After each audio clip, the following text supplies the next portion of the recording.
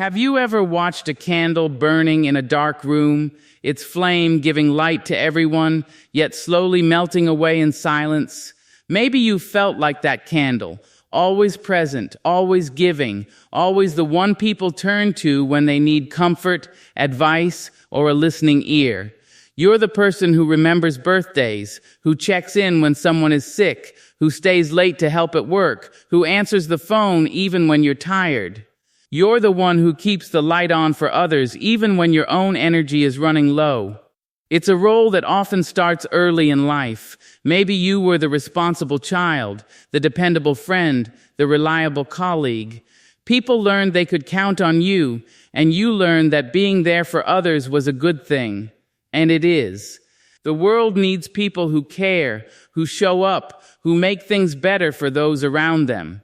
But over time, something quiet can happen. You start to notice that while you're always there for others, no one seems to notice when your own flame is flickering. You're the candle that keeps burning, but no one is there to shield you from the wind. This pattern can show up in all areas of life. In families, you might be the one who smooths over arguments, who remembers everyone's preferences, who makes sure the holidays happen. In friendships, you're the one who listens to long stories, who offers rides, who remembers the details that matter. At work, you're the person who picks up the slack, who volunteers for the extra project, who helps new people settle in. You do it because you care, and because it feels right. But sometimes, it also feels lonely. There's a kind of silent exhaustion that comes from always being the support for others. It's not just physical tiredness, but a deeper kind of weariness, a sense that you're carrying more than your share, that your own needs are invisible, that your efforts are quietly expected but rarely acknowledged. You might find yourself hoping in small ways that someone will notice, that someone will ask how you're doing, or offer to help, or simply say, "You matter too." But often, the world doesn't notice. People get used to your reliability. They come to expect your presence, your help, your understanding. They may not mean to take you for granted, but it happens. The more you give, the more it seems to be expected. The more you're there, the less people think to ask if you need anything in return. It's not that they don't care. It's just that your giving becomes part of the background, like the steady light of a candle in a room. You might wonder why this happens. Why do kind, responsible, emotionally aware people so often end up in this role? Part of it is habit. When you're good at caring for others, people naturally turn to you. Part of it is personality. If you're sensitive to others' feelings, you notice when someone needs support, and you step in. And part of it is the way society often rewards selflessness, especially in women. We're taught that being there for others is a virtue, that putting yourself last is a sign of strength, that asking for help is a sign of weakness. But the truth is, even the strongest candle will eventually burn out if no one tends to it. Even the most caring person needs care in return. It's not selfish to want support, it's human. It's not weak to need rest, it's necessary. And it's not wrong to hope that someone will notice when you're struggling, or to wish that someone would be there for you too. If you recognize yourself in this pattern, you're not alone. Many people, especially those who are mature, responsible, and emotionally intelligent, find themselves in this situation at some point. You might feel proud of your ability to be there for others, and you should. But you might also feel a quiet ache, a sense that something is missing, a longing for someone to notice your light. It's important to acknowledge this feeling, not to push it away or tell yourself you shouldn't feel it. It's okay to want reciprocity. It's okay to wish for support. It's okay to feel tired. These feelings don't make you less caring or less strong. They make you real. They're a sign that your own needs matter too. Sometimes, the hardest part is admitting to yourself that you're running low. You might be so used to being the strong one that you don't know how to ask for help. or you worry that if you do, you'll let someone down. You might feel guilty for needing a break, or for wanting someone to check in on you for a change. But these are normal feelings. They're not a sign that you're failing, they're a sign that you're human. If you've been the candle that burns for others, you might also notice that your own light feels dimmer these days. Maybe you're more irritable, or you find it harder to focus. Maybe you feel resentful even though you don't want to. Maybe you've started to pull back, to give a little less, to hope that someone will notice the change. These are all signs that your own needs are calling for attention. The good news is, you can start to make small changes. You can begin by noticing your own feelings, by giving yourself permission to rest, by allowing yourself to want support. You can start to ask, gently, for what you need.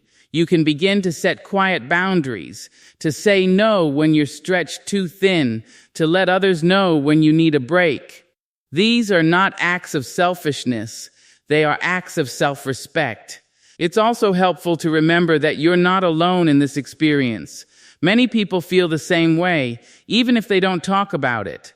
You might be surprised to find that others are also longing for support, also wishing for someone to notice their light. Sometimes, just sharing your feelings with a trusted friend or family member can open the door to more balanced, reciprocal relationships. As you reflect on your own experience, ask yourself, what would it look like to care for yourself as well as you care for others? What small step could you take today to tend to your own flame? Who could you reach out to, not just to offer support, but to ask for it? These are not easy questions, but they are important ones. Remember, being there for others is a beautiful quality, but you deserve to be cared for too. Your light matters. Your needs matter. And it's okay to want someone to shield you from the wind, even if just for a moment. The journey toward balance starts with a single step, a step towards self-respect, emotional balance, and the quiet boundaries that protect your own energy. You are not just the candle that burns for others, you are also worthy of warmth, of care, of light in return. And as you begin to honor your own needs, you may find that your light shines even brighter, not just for others, but for yourself. Imagine you're weaving a tapestry, carefully adding thread after thread, each one representing a favor, a listening ear, a late-night phone call, or a task you took on for someone else. The pattern grows more beautiful and complex with every act of kindness. But as you keep weaving for others, you might not notice that your own fabric is quietly wearing thin. The threads that hold you together, your energy, your time, your emotional reserves, are slowly being used up, often without anyone realizing it, including you. In daily life, this pattern can be hard to see. You might be the one who remembers everyone's birthdays, who checks in when someone is struggling, who offers to help before anyone even asks. At work, you're the person who volunteers for extra projects, who covers for a colleague who's out sick, who stays late to make sure everything gets done. In your family, you're the one who keeps track of appointments, who makes sure everyone is fed, who smooths over arguments and keeps the peace.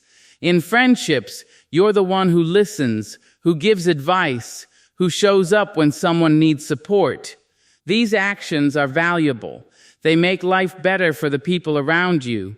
But over time, the cost of always being there can add up in ways that are easy to overlook. You might start to feel tired, not just physically, but emotionally. You might notice that you have less patience, that you're more easily frustrated, or that you feel a quiet sense of resentment that you can't quite explain. You might find yourself wishing that someone would notice how much you do, or that someone would offer to help you for a change.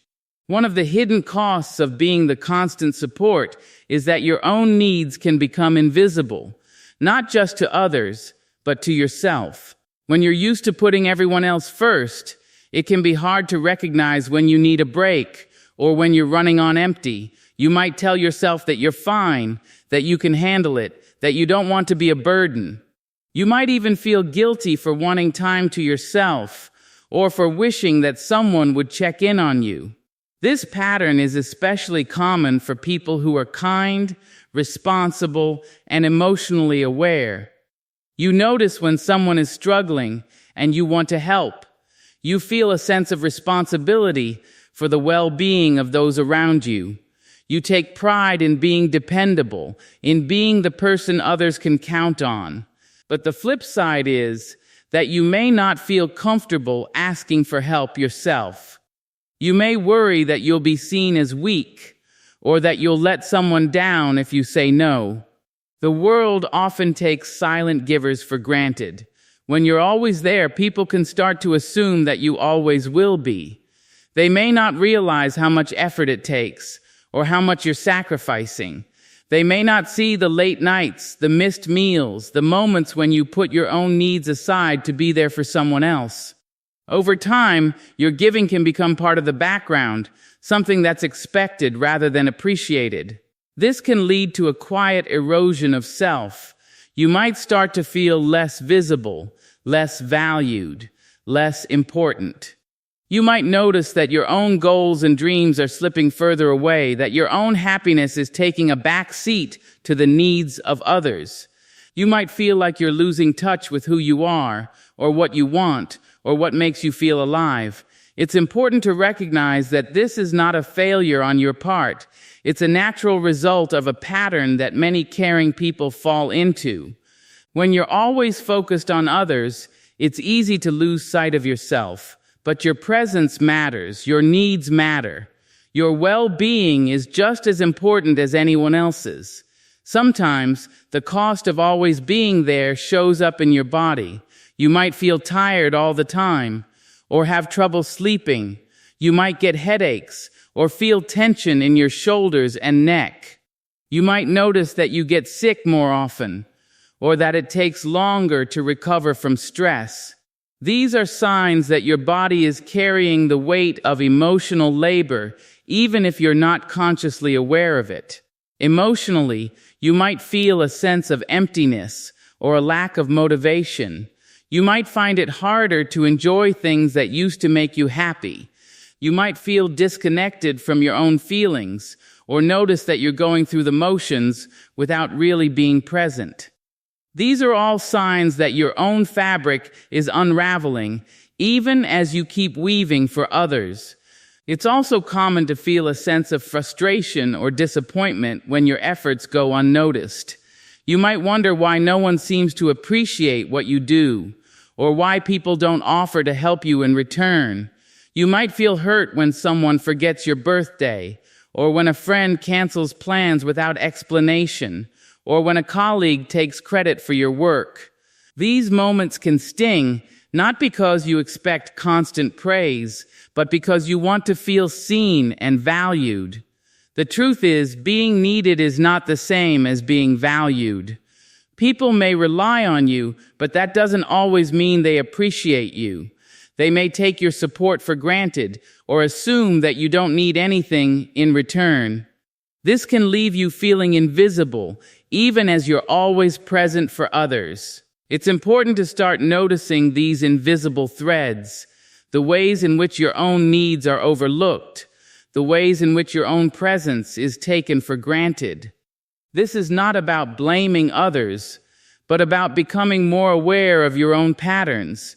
It's about recognizing that you deserve to be seen, to be valued, to have your own needs met.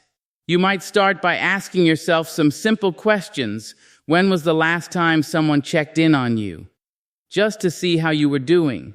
When was the last time you said no to a request, or asked for help, or took time for yourself without feeling guilty?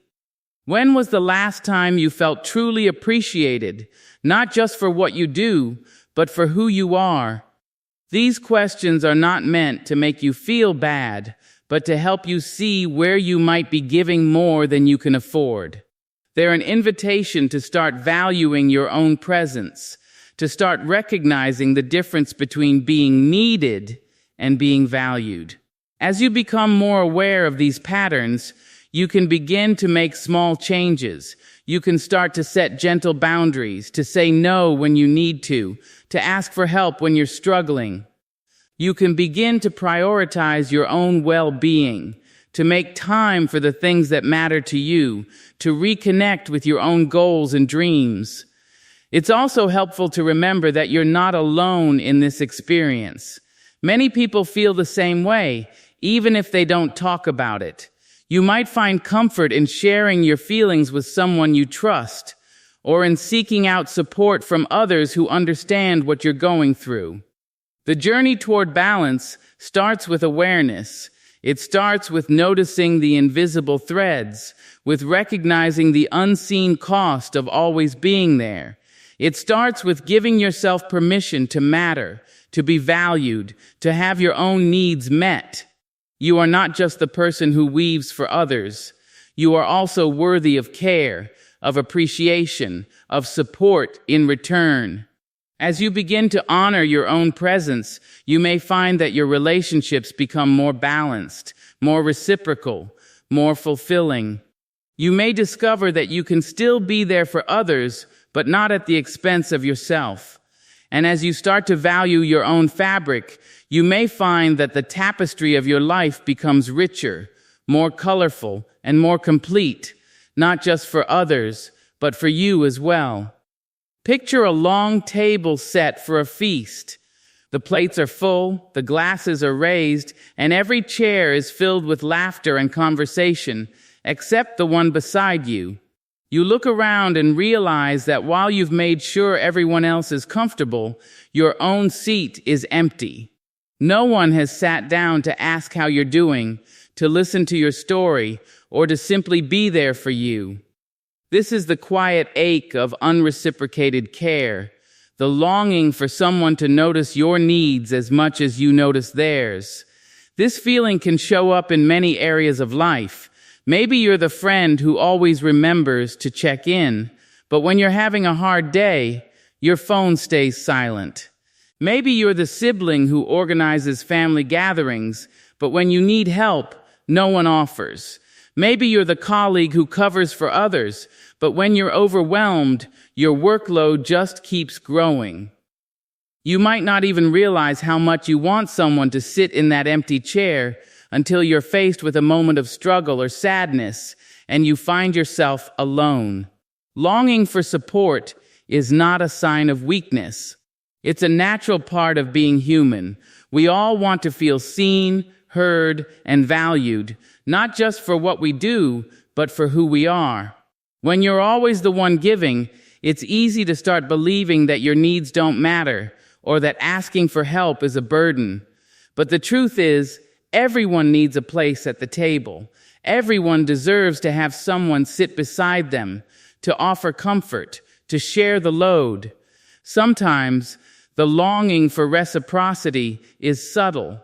You might notice it when you're listening to a friend talk about their problems for the third time this week, and you realize you haven't shared anything about your own life. You might feel it when you're the one who always makes the plans, but no one ever reaches out to you first. You might sense it when you're celebrating someone else's success, but your own achievements go unnoticed. This pattern can be especially strong for people who are naturally caring and responsible. You take pride in being dependable, in being the person others can count on. You might even feel uncomfortable receiving help, or worry that you'll seem needy if you ask for support. Over time, though, the lack of reciprocity can start to wear you down. You might feel a quiet resentment, a sense of being taken for granted, or a sadness that's hard to name. It's important to recognize that wanting support is not selfish. It's a basic human need. Just as you show up for others, it's okay to want someone to show up for you. Just as you listen, it's okay to want to be heard. Just as you care, it's okay to want to be cared for. These needs don't make you less strong or less giving. They make you real. In daily life, the empty chair can take many forms. It might be the friend who cancels plans at the last minute, leaving you feeling unimportant. It might be the family member who expects you to remember every detail but forgets your birthday. It might be the partner who relies on you for emotional support but struggles to offer the same in return. These moments can be painful, not because you expect perfection, but because you want to feel valued. Sometimes the longing for reciprocity is about more than just help or attention. It's about wanting to feel connected, to know that you matter, to experience the give and take that makes relationships meaningful. When you're always the one giving, it can start to feel like you're on the outside looking in, like you're part of the group, but not really included, like you're at the table, but your chair is still empty. It's easy to blame yourself for these feelings. You might tell yourself that you're too sensitive, or that you should be grateful for what you have. You might try to push the feelings away, or convince yourself that you don't really need support. But ignoring your own needs doesn't make them go away. In fact, it can make the longing even stronger. The first step toward change is to acknowledge what you're feeling. It's okay to admit that you want more from your relationships. It's okay to wish for someone to sit beside you, to listen, to care. These feelings are not a sign of weakness. They're a sign that you value connection, that you want to be part of something real. You might also notice that the empty chair is not always about other people. Sometimes it's about the way you treat yourself. You might be so focused on caring for others that you forget to care for yourself. You might put your own needs last, or tell yourself that you'll rest when things slow down. You might find it hard to sit with your own feelings, or to offer yourself the same kindness you give to others. Learning to fill your own chair is an important part of the process. It means making time for yourself even when you're busy. It means listening to your own needs even when they feel inconvenient. It means treating yourself with the same respect and care that you offer to others. This is not about becoming self-centered. It's about creating balance, about making sure that your own well-being is part of the equation. It can also help to look at your relationships with fresh eyes. Are there people in your life who are willing to support you but you haven't let them in? Are there friends or family members who would be happy to help if you asked? Sometimes the empty chair is a result of old patterns, of always being the giver, of never asking for what you need, of assuming that others won't be there. Opening up even a little can create space for new kinds of connection. Of course, not every relationship will become reciprocal. Some people are not able or willing to offer the support you need. That's a hard truth, but it's also a clarifying one. It allows you to focus your energy on the relationships that are truly mutual and to let go of the ones that leave you feeling empty. It's okay to step back from people who only take and to invest more in those who give as well as receive. Building reciprocity takes time and practice. It might mean starting small, asking a friend to check in on you, or letting a family member know when you're having a tough day. It might mean being honest about your feelings, even when it feels vulnerable.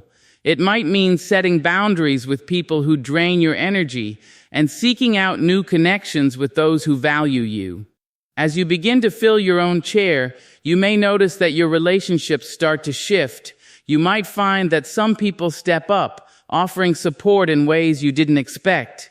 You might discover new friends or colleagues who are willing to listen, to help, to be there for you.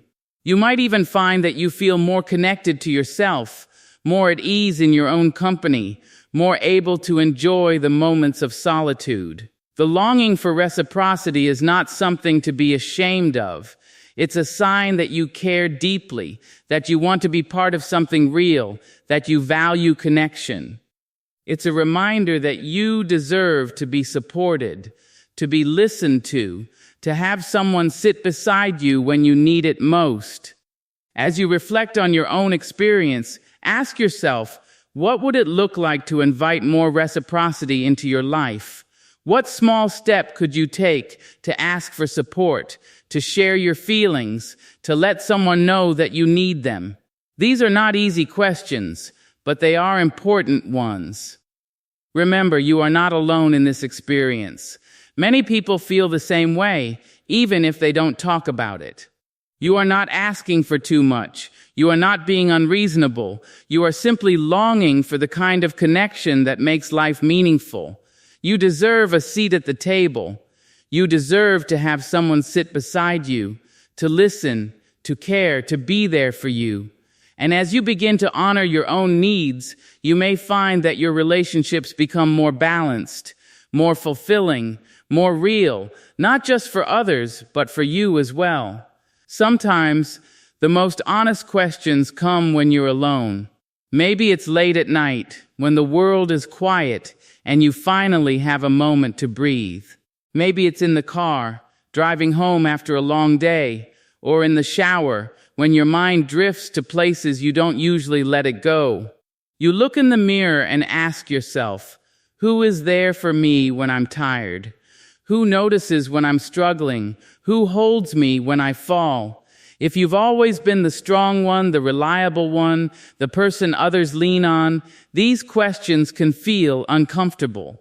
You're used to being the helper, the listener, the one who keeps things together. You know how to show up for others, how to offer comfort, how to make people feel safe. But when it comes to your own needs, you might not know where to turn. You might not even know how to ask. It's easy to fall into the habit of giving without receiving. Maybe you learned early on that your value came from being useful, from being the one who could handle anything. Maybe you grew up in a family where emotions weren't talked about, where you were praised for being mature for your age, or for not making a fuss. Maybe you've always been the friend who listens, the partner who supports, the colleague who steps up. Over time, it becomes second nature to put your own feelings aside, to focus on what others need, to keep your struggles private. But everyone has limits. No matter how strong you are, there are days when you feel empty, when you wish someone would notice that you're not okay. There are moments when you want to be held, to be comforted, to be told that it's all right to let your guard down. You might not say it out loud, but the longing is there, a quiet hope that someone will see past your smile and ask, "How are you, really?" It's not weakness to want support. It's not selfish to need care. These are basic human needs, and they don't go away just because you're good at hiding them. In fact, the people who seem the strongest are often the ones who need support the most. They're the ones who carry the weight of everyone else's problems, who rarely complain, who keep going even when they're running on empty. If you've ever found yourself crying in the bathroom at work, or lying awake at night replaying conversations in your head, or feeling invisible in a room full of people, you're not alone. These moments are more common than you think. Many people who are always there for others quietly wonder if anyone would notice if they disappeared for a while. They wonder if anyone would reach out, if anyone would care enough to check in, if anyone would hold them when they fall. It's painful to realize that the support you give so freely isn't always returned. It can make you question your worth, your relationships, even your own instincts. You might start to believe that you're only valuable when you're useful, that your feelings are a burden, that asking for help will push people away.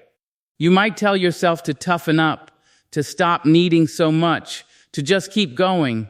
But the truth is, you deserve care just as much as anyone else. You deserve to be listened to be comforted, to be held. You deserve to have someone notice when you're struggling, to have someone offer a shoulder when you're tired, to have someone remind you that you don't have to do it all alone. Sometimes, the hardest part is admitting that you need help. It can feel vulnerable, even scary, to let someone see your struggles. You might worry that you'll be judged, or that you'll be seen as weak, But vulnerability is not a flaw, it's a sign of courage. It takes strength to be honest about your feelings, to let someone in, to trust that you'll be met with kindness. If you're not used to asking for support, it can help to start small. Maybe you reach out to a friend and say, "I've had a tough week. Can we talk?" Maybe you let your partner know that you're feeling overwhelmed, or you ask a colleague for help with a project. Maybe you simply allow yourself to rest when you're tired instead of pushing through. These small acts of self-care are not selfish, they're necessary. It's also important to notice the beliefs that keep you from seeking support. Maybe you believe that you have to be strong all the time, or that your needs are less important than everyone else's. Maybe you think that asking for help will make you a burden, or that people will leave if you're not always available. These beliefs are often rooted in old experiences, in messages you received growing up, in patterns that once kept you safe. But they don't have to define you forever. You can choose to believe something new. You can choose to believe that your feelings matter, that your needs are valid, that you are worthy of care. You can choose to believe that the people who truly care about you will want to be there for you, just as you are there for them. You can choose to believe that it's okay to let your guard down, to let someone hold you, to let yourself be seen. If you look in the mirror and see someone who is tired, someone who is carrying too much, someone who is longing for support, know that you are not alone. There are people who care, even if they don't always show it in the ways you need. There are people who would be honored to support you if you let them in. And even if it feels uncomfortable at first, it's worth taking the risk. You might be surprised by how people respond when you're honest about your needs. Sometimes the people around you are just waiting for permission to help. They may not know what you need unless you tell them. They may not realize how much you're carrying unless you show them. By being open, you give others the chance to step up, to show their care, to be there for you in ways you never expected. Of course, not everyone will respond the way you hope. Some people may not be able to offer the support you need. That can be disappointing, even painful. But it's also clarifying. It helps you see which relationships are truly mutual and which ones are one-sided. It gives you the information you need to decide where to invest your energy and where to set boundaries. It's also possible to find support in unexpected places. Sometimes a kind word from a stranger, a moment of connection with a colleague, or a shared laugh with a neighbor can remind you that you're not alone. Sometimes support comes from community, from groups or activities where you feel seen and valued. Sometimes it comes from within, from the quiet strength you find when you allow yourself to rest, to feel, to heal. As you reflect on your own needs, remember that self-care is not just about bubble baths or time alone. It's about honoring your feelings, listening to your body, and giving yourself permission to ask for what you need. It's about treating yourself with the same kindness and patience you offer to others. It's about recognizing that you are worthy of care, not because of what you do, but because of who you are. If you're still learning how to let others in, be gentle with yourself. Change takes time. It's okay to take small steps, to practice asking for help, to notice how it feels to be supported. It's okay to feel awkward or uncertain or even a little scared. These feelings are part of the process and they will pass. You are not alone in your longing for support. Many people feel the same way even if they don't talk about it. You are not weak for wanting to be held. You are not a burden for needing care. You are simply human, and your needs are real. As you look in the mirror, try to see yourself with the same compassion you offer to others. Notice the strength it takes to keep going, the courage it takes to care, the beauty in your willingness to show up. And remember, you deserve to be held, to be comforted, to be supported just as much as anyone else. The journey toward balance starts with a single question: who holds you when you fall? As you begin to answer that question, you may find that the support you've been longing for is closer than you think, within yourself, within your relationships, within the world around you. And as you learn to let yourself be held, you may discover a new kind of strength, a strength that comes not from carrying everything alone, but from allowing yourself to be cared for too. Think about a garden that's been left to grow wild. At first, it's beautiful, lush, green, full of life. But over time, without any care or structure, the plants start to compete for sunlight. Weeds take over, flowers get crowded out, and the garden loses its shape. It's not that the garden is bad, it's just that it needs a little help to thrive. In the same way, your life needs boundaries to protect what matters most: your energy, your time, your peace of mind. If you've always been the person who's there for everyone, you might not be used to setting boundaries. Maybe you grew up in a family where saying no wasn't an option. Or maybe you learned early on that your value came from being helpful. You might have spent years putting others first, believing that it was selfish to think about your own needs. But the truth is, boundaries are not about shutting people out. They're about making space for what's important, including your own well-being. Boundaries are the quiet fences that protect your inner garden. They're not walls that keep everyone away, but gentle reminders of where your limits are. They help you decide how much you can give, when you need to rest, and what you need to feel safe and respected. Setting boundaries doesn't mean you care less about others. It means you care enough about yourself to make sure you don't get lost in the process of giving. In daily life, boundaries can look like many things. It might mean saying no to a request when you're already stretched thin. It might mean turning off your phone after a certain hour so you can have some quiet time. It might mean asking for help when you need it, or letting someone know that you can't always be available. It might mean taking a break from a friendship that leaves you feeling drained, or being honest with a family member about what you can and can't do. At first, setting boundaries can feel uncomfortable. You might worry that people will be upset, or that you'll disappoint someone you care about. You might feel guilty for putting yourself first, especially if you're used to being the one who always says yes.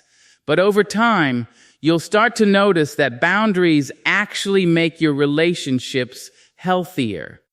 When you're clear about what you need, you give others permission to do the same. You create space for honesty, for respect, and for real connection. It's also important to remember that boundaries are not just about saying no, they're about saying yes to what matters. When you protect your time and energy, you have more to give to the people and activities that truly matter to you. You can show up more fully, with more patience and kindness, because you're not running on empty.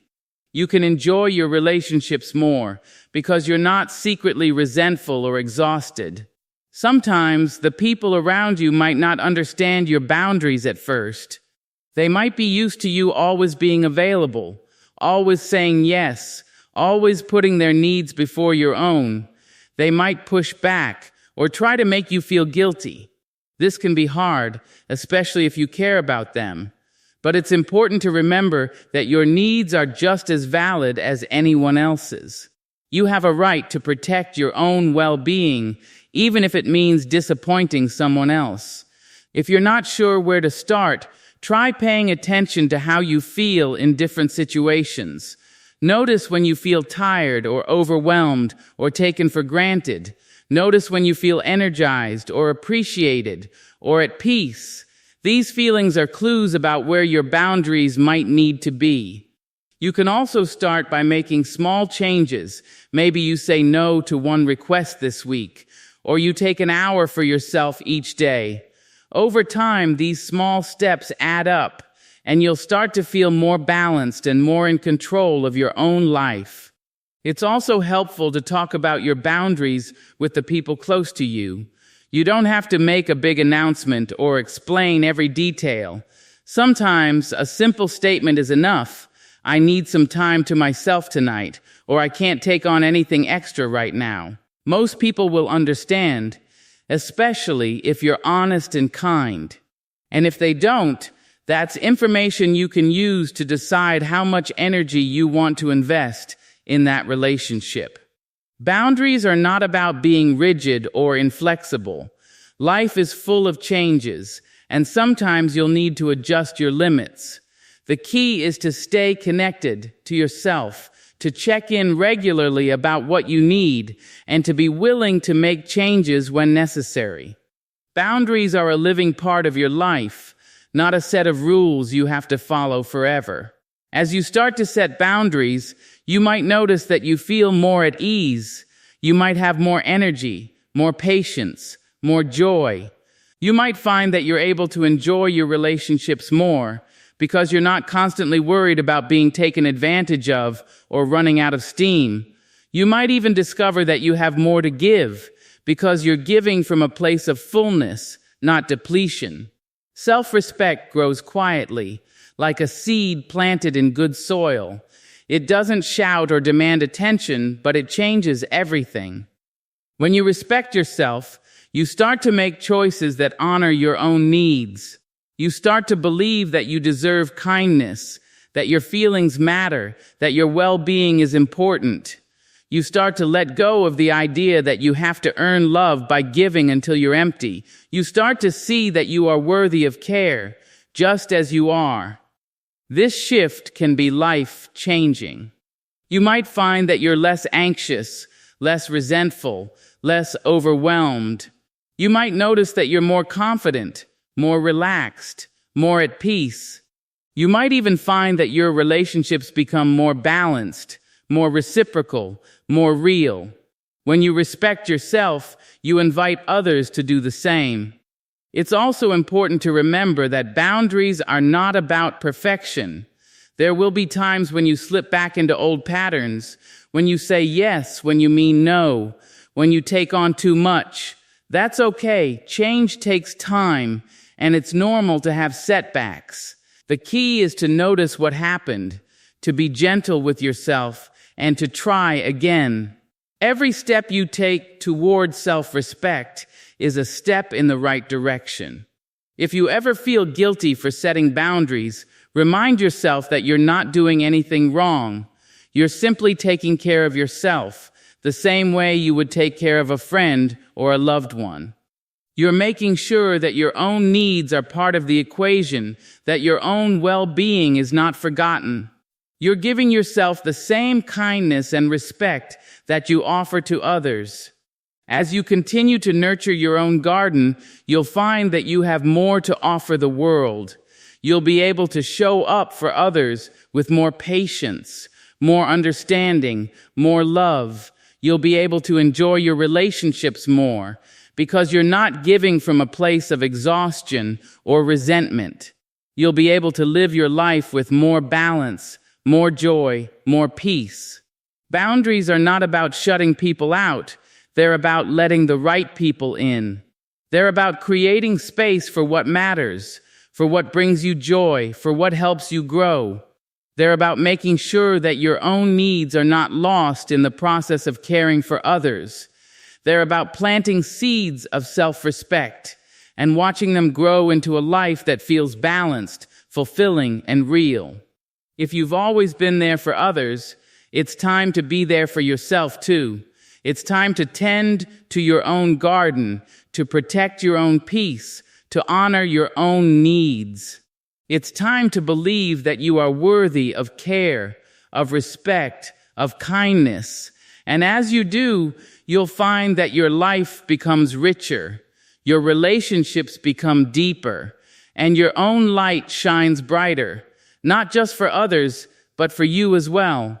There's a quiet moment in life when you realize that the door to support has always been there, waiting for you to knock. For many people who are used to being the strong one, the helper, the person others rely on, asking for help can feel unnatural, even uncomfortable. You might be so used to handling things on your own that the idea of reaching out feels foreign. But the truth is, everyone needs support sometimes. No one is meant to carry everything alone. If you've always been the one others turn to, you might have learned to keep your own struggles private. Maybe you grew up in a family where you were expected to be independent. Or maybe you learned early on that showing vulnerability wasn't safe. Maybe you've always been the friend who listens, the partner who supports, the colleague who steps up. Over time, it becomes a habit to put your own needs last, to keep your worries to yourself, to believe that you should be able to handle everything on your own. But even the strongest people need help. Even the most capable, the most caring, the most responsible people have moments when they feel overwhelmed, lost, or simply tired. It's not a sign of weakness to ask for support. It's a sign of being human. It's a sign that you recognize your own limits, that you value your own well-being, that you are willing to let others in. In daily life, asking for help can take many forms. It might mean reaching out to a friend and saying, "I'm having a tough time. Can we talk?" It might mean letting your partner know that you need a break, or asking a colleague to share the load on a big project. It might mean seeking professional support, like talking to a counselor or joining a support group. It might even mean simply allowing yourself to rest, to take a day off, to admit that you can't do it all. For many people, the hardest part is overcoming the fear of being a burden. You might worry that you'll be seen as needy, or that people will think less of you if you ask for help. You might fear rejection, or worry that your needs will be dismissed. These fears are real, and they often come from past experiences, times when you reached out and didn't get the response you hoped for, or times when you were told to toughen up or deal with it yourself. But it's important to remember that asking for help is not a burden. Most people want to support the people they care about. They want to be there for you, just as you have been there for them. Sometimes they just don't know what you need, or they assume you're fine because you always seem to have it together. By opening up, you give others the chance to show up for you, to offer their care, to be part of your life in a deeper way. It can help to start small. If you're not used to asking for support, try sharing something simple with a trusted friend or family member. You might say, "I've been feeling a bit down lately," or "I could use some company this weekend." Notice how it feels to let someone in, to allow yourself to be seen. You might be surprised by how willing people are to help, and by how much lighter you feel when you share the load. Sometimes, the support you need isn't emotional, it's practical. Maybe you need help with chores, or with childcare, or with a project at work. Maybe you need someone to run an errand, or to bring you a meal, or to just sit with you in silence. These requests are just as valid as emotional support. Everyone needs help sometimes, and there's no shame in asking for it. It's also important to recognize that not everyone will respond the way you hope. Some people may not be able to offer the support you need, either because they're dealing with their own struggles or because they don't know how. That can be disappointing, but it's not a reflection of your worth. It's simply a sign that you may need to look elsewhere for support, or to build new connections with people who are able to be there for you. Building a support system takes time. It might mean reaching out to old friends, or making new ones. It might mean joining a group or community where you feel seen and valued. It might mean being honest about your needs, even when it feels vulnerable. Over time, you'll start to notice who shows up, who listens, who cares. These are the people you can lean on, the people you can trust, the people who will sit with you when you need it most. Asking for help is also about giving yourself permission to receive. If you're used to being the giver, it can feel strange to be on the receiving end. You might feel awkward or worry that you're taking up too much space, but receiving is just as important as giving. It's part of the balance that makes relationships healthy and sustainable. When you allow yourself to receive, you give others the chance to experience the joy of giving too. It's also helpful to remember that support doesn't always have to come from people. Sometimes support comes from routines that ground you, from activities that bring you joy, from practices that help you feel centered. Maybe it's a walk in nature, a favorite book, a quiet cup of tea, or a moment of meditation. These small acts of self-care can be powerful sources of support, especially when you're feeling alone. If you find it hard to ask for help, try to notice the beliefs that hold you back. Maybe you believe that you should be able to handle everything on your own, or that your needs are less important than everyone else's. Maybe you think that asking for help is a sign of failure, or that people will leave if you're not always strong. These beliefs are often rooted in old experiences, but they don't have to define you forever. You can choose to believe something new.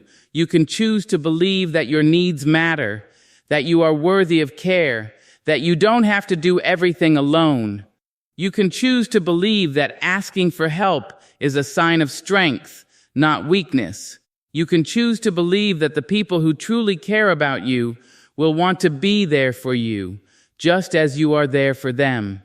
As you practice the art of asking, you may notice that your relationships start to shift. You might find that people are more willing to help than you expected.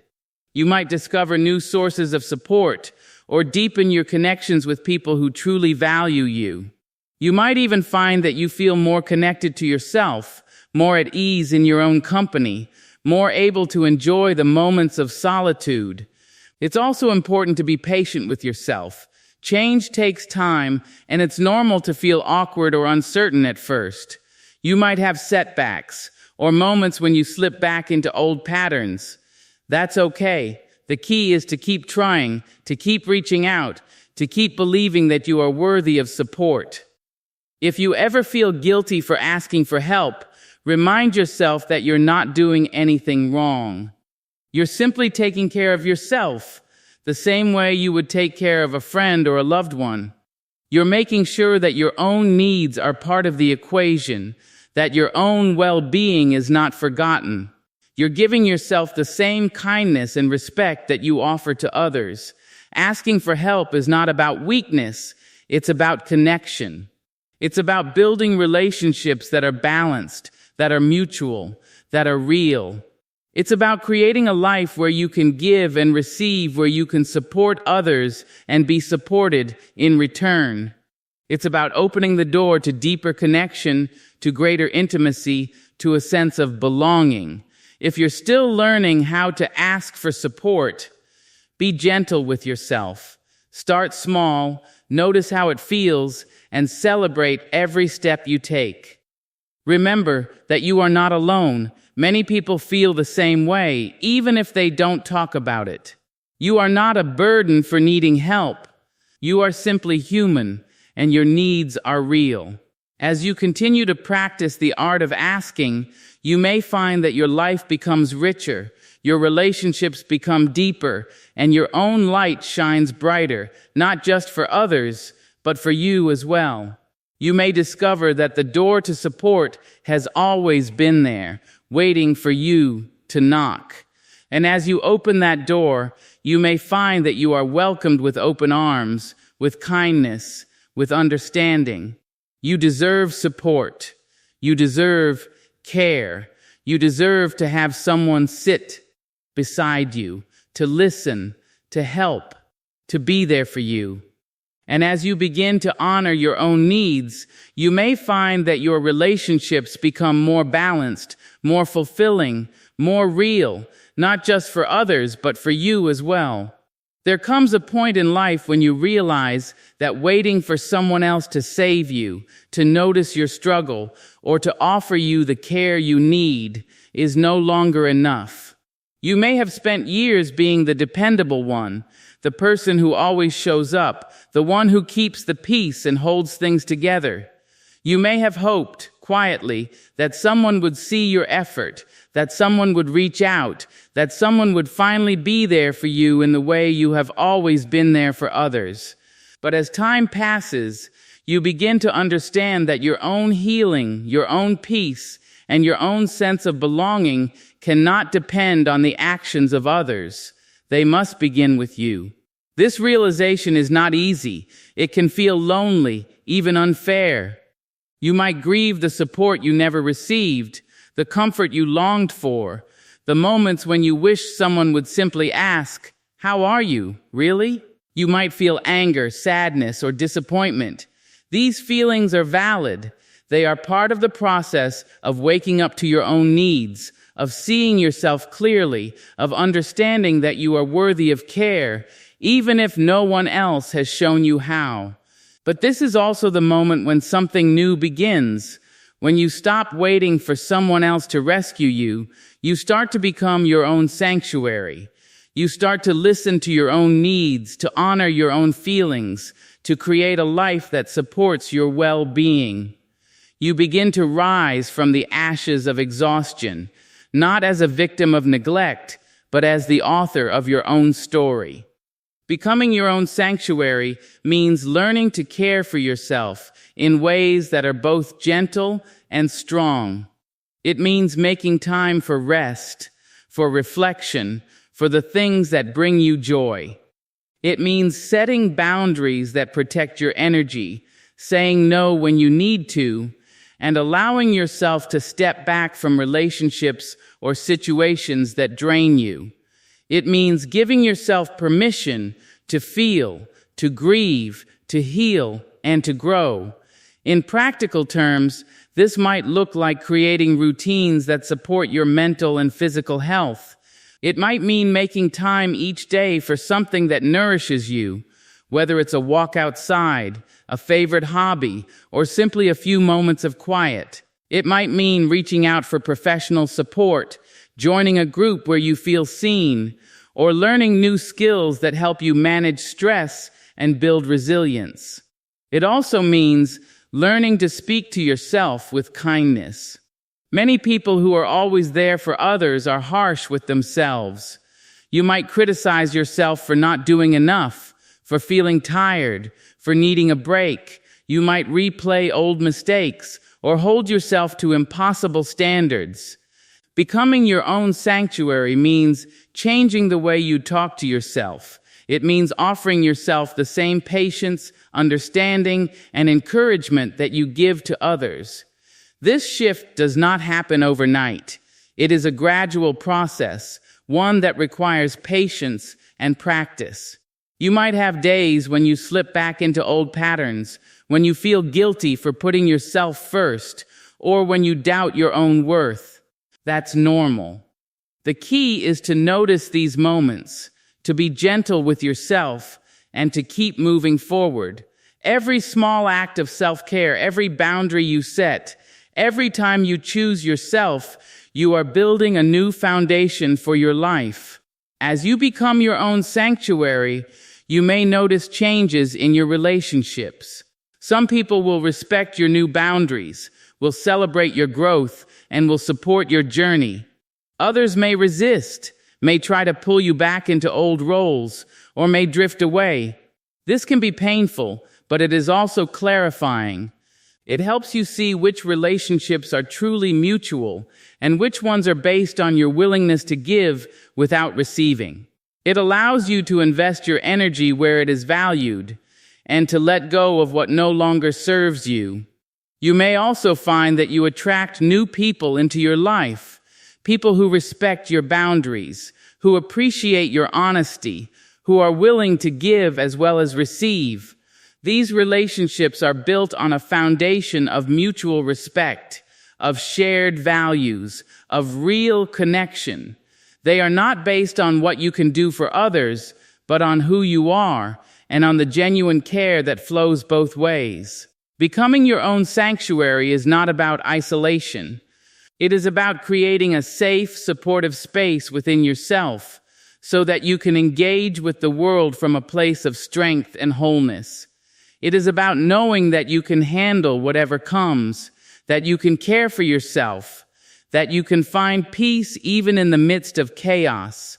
It is about trusting yourself to make choices that honor your needs, to seek out support when you need it, and to let go of what no longer fits. This journey is not always easy. There will be moments of doubt, of loneliness, of longing for the comfort of old patterns. But there will also be moments of pride, of joy, of deep satisfaction as you realize how far you have come. You will notice that you are less reactive, less anxious, less dependent on the approval of others. You will find that you are more confident, more relaxed, more at peace with yourself. You may also discover new sources of strength within yourself. You might find that you are more resilient than you thought, more creative, more resourceful. You might notice that you are able to handle challenges with greater ease, to recover from setbacks more quickly, to bounce back from disappointment with a sense of hope.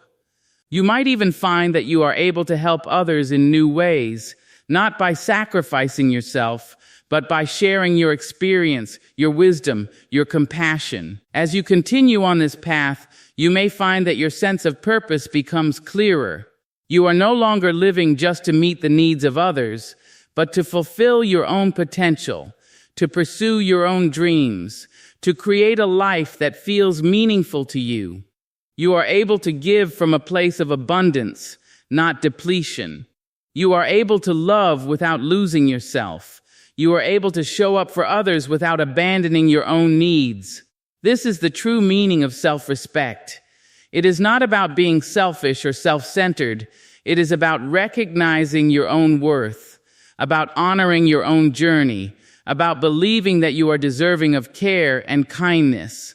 It is about becoming the person you needed when you were younger, about offering yourself the support you have always given to others.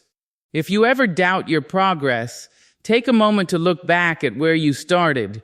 Remember the times when you felt invisible, when you gave until you were empty, when you waited for someone else to notice your pain. Remember the courage it took to begin this journey, the strength it took to set your first boundary, the hope it took to believe that things could be different. Celebrate every step you have taken, every lesson you have learned, every moment you have chosen yourself. You are not alone on this path. Many people are walking the same road, learning the same lessons, facing the same challenges. You may find comfort in connecting with others who understand, in sharing your story, in offering and receiving support. Together, you can create a community of care, a network of strength, a circle of support that lifts everyone higher. As you become your own sanctuary, you become a source of inspiration for others. Your example shows that it is possible to change, to grow, to heal. Your presence reminds others that they too are worthy of care, that they too can create a life that feels safe and fulfilling. Your journey becomes a beacon of hope, a light that guides others toward their own healing. In the end, becoming your own sanctuary is the ultimate act of self-love. It is the decision to stop waiting for someone else to save you and to start saving yourself. It is the choice to honor your own needs, to protect your own energy, to create a life that feels true to who you are.